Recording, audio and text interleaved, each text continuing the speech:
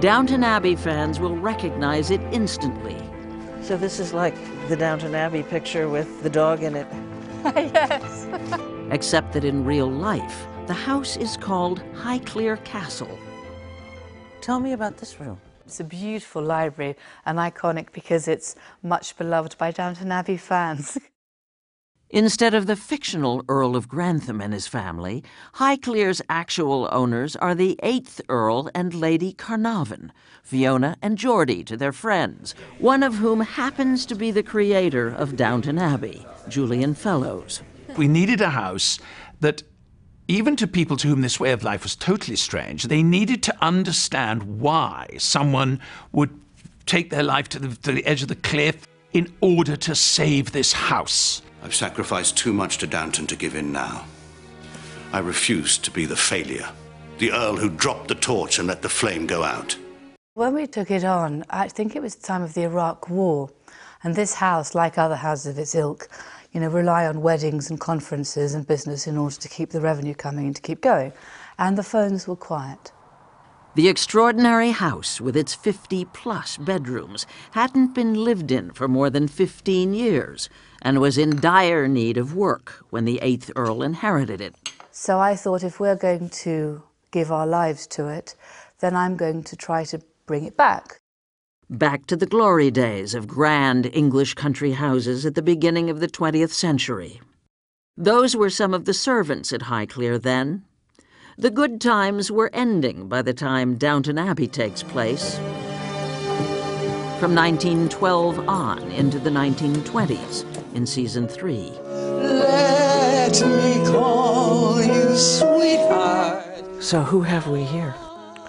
A mixture of family, current and older, the 5th Earl of Carnarvon, and his wife, Almina, probably shortly after they were married. And that would have been... Contemporary of the Downton Abbey family.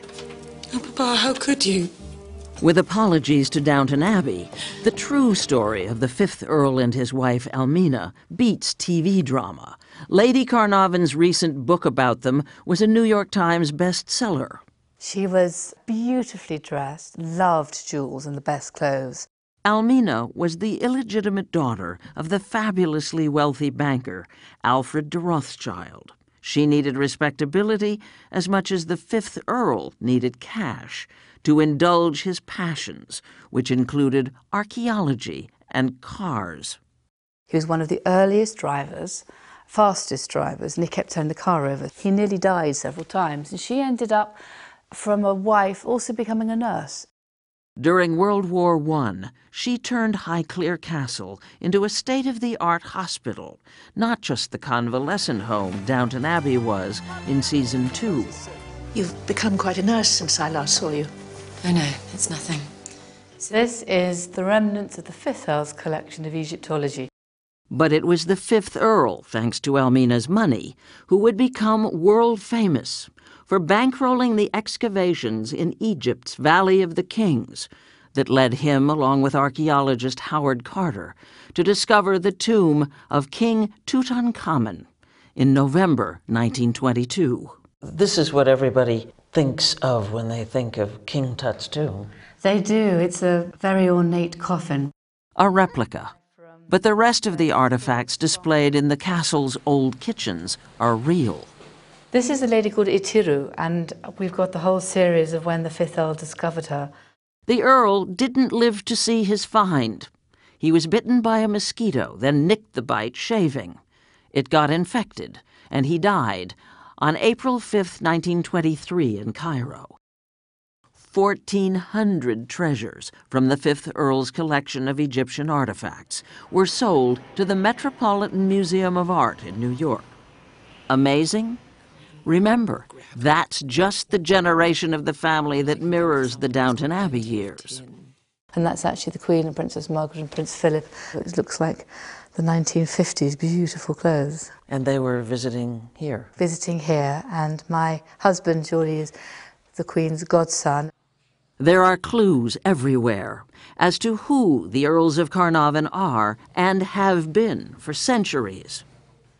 This is the saloon, and Downton call it, I think, the Great Hall on their filming schedules. And It looks almost like a church. It's wonderful, isn't it?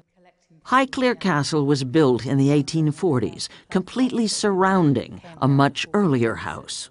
Actually, behind this Victorian fireplace is a wonderful medieval fireplace.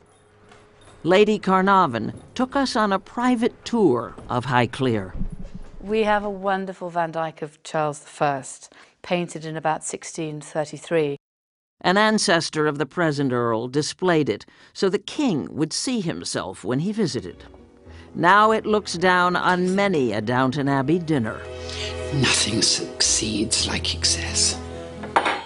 In fact, dinner at Highclere Castle today wouldn't be so very different, except there would be far fewer staff.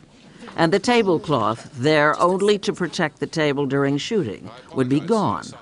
And this setting, believe it or not, is considered informal. Formal would mean even more silver and glassware. Who are the most famous people who've sat at this table? Most of the English prime ministers have come and eaten here, some through the age as well. I suppose the royal family, you can't really do better than that. Illustrious as the history of the place is, these days that's not what brings tourists by the busload, 1,200 of them a day, to Highclere Castle when the house is open to the public. We came here to see Downton Abbey. But here's the thing. Matthew, it's torture for all of us. And if I ever look as if I'm finding it easy to lose my home, then I am putting on an act. All the interest in the tribulations of fictional nobility trying to stay in their ancestral home is helping a real Earl and Countess preserve the legacy of theirs.